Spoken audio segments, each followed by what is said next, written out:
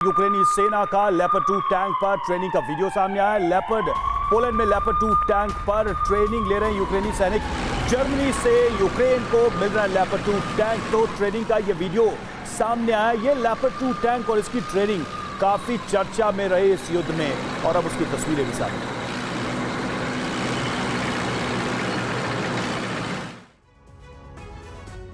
आपको बताते हैं अब हम कि कैसे हाँ ना के बीच यूक्रेन को जर्मन लेपर्ड टैंक देने का फैसला हुआ है, और इसके मिलने से वॉर जोन में क्या हालात तेजी से बदल सकते हैं। जर्मनी पहले यूक्रेन को लेपर्ड टैंक देने से मना कर चुका है, और जर्मनी पर अमेरिका और कुछ दूसरे देशों ने जब दबाव बनाया तो फैसले में भी बदलाव हुआ। जर्मनी ने अमेरिकी अब्राम टैंक भी देने पर शर्त रख दी, और अमेरिका शर्त मान भी गया। यूक्रेन को अब्राम्स और लेपर्ड मिलने का रास्ता भी साफ हो गया। लेकिन अब इन टैंक्स की डिलीवरी की प्रक्रिया जिस तरीके से शुरू हो रही है, क्या वो बड़े संकेत दे रही है? इस बीच दो बड़े सवाल आपके सामने। क्या इन मेन बैटल टैंक से रूस के खिलाफ यूक्रेन भारी पड़ने वाला है? दूसरा बड़ा सवाल, क्या इन बड़ी सैन्य मदद से भड़क चुके पुतिन यूक्रेन में तबाही मचा देंगे? चतुर्वेदी सर, कमांडर तो फाइनल कमांड देने के लिए स्टैंड बाय मोड पर है, लेकिन इस बदलती रणनीति में संकेत क्या है? बॉर्डर एरियाज से जैसे ये डिलीवरीज होती हैं, उन बॉर्डर एरियाज पे डिप्लॉयमेंट। बेलारूस और पोलैंड को लेकर हम पिछले एक हफ्ते से चर्चा कर रहे हैं। दूसरी बड़ी बात, उन एरियाज को टारगेट करके सीधा एम्यूनिशन को ही उड़ाने की कोशिश की जा रही है। टैंक्स को टारगेट किया जा रहा है बैटलग्राउंड पर पहुंचने से पहले।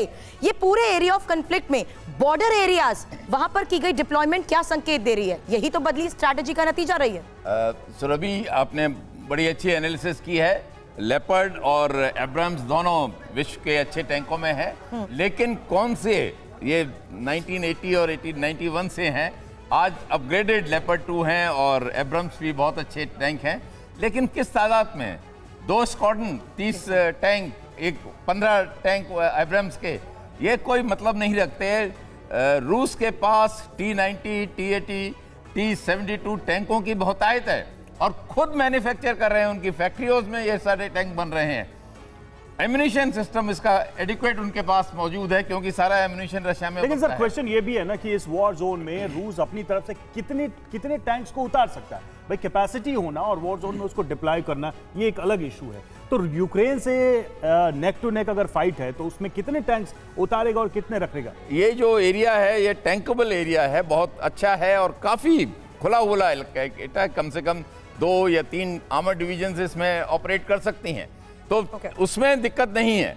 दिक्कत है केवल कि रूस चाहता है कि नहीं। मैं नहीं समझता कि रूस का एम बियॉन्ड ईस्टर्न यूरोप है। वो ईस्टर्न यूरोप इसके बाद बिल्कुल रूस की तरफ से ऐसा कड़ा फैसला कब लिया जाता है, इस पर नजरें होंगी।